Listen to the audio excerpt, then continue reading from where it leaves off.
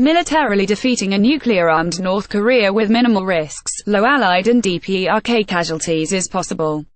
But that leads to the question of what sort of a post-war Korea would emerge and how the peace can be won.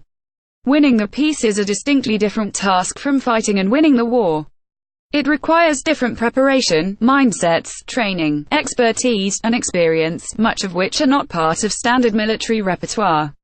Occupational armies more often than not lose the peace after winning the war. The Soviet occupation of Eastern Europe brought them a sullen and oppressed allies called the Warsaw Pact who deserted them and defected to their arch-enemies the moment USSR's grip weakened. Soviets facilitating the communist victory in China created for them an apparent ideological brethren that turned out to be a nuclear-armed peer competitor barely 2 decades later.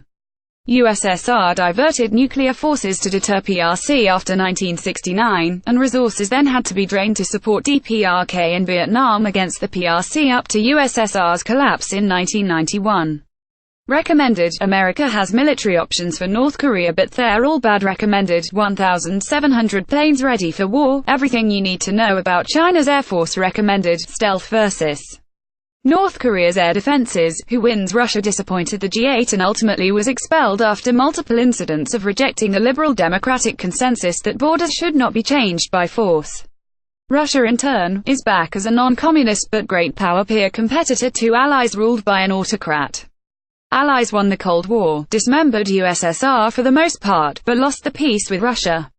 PRC's intervention to prop up DPRK, more a Soviet than CCP client, resulted in a costly war that, while producing a useful client, was far outstripped by ROC and Japan under US protection. Moreover, DPRK, rather than a useful bulwark toward growing US power against the PRC, is likely to become the trigger for allies under UN command renewing the conflict to denuclearize the Korean peninsula.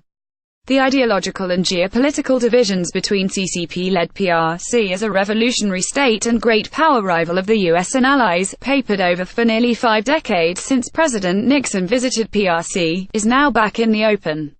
The PRC is openly advocating and implementing a program for the CCP to dominate the world and replace the Allied-led liberal internationalist order.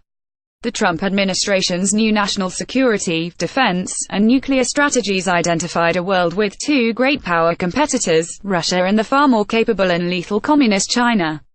CCP economic aggression, mercantilist strategies and subversion of US and allies, once derided and discounted, are now high-priority agenda items for both administration and Congress. Allies no longer assume that either Russia or PRC is on the path toward liberalization and democracy.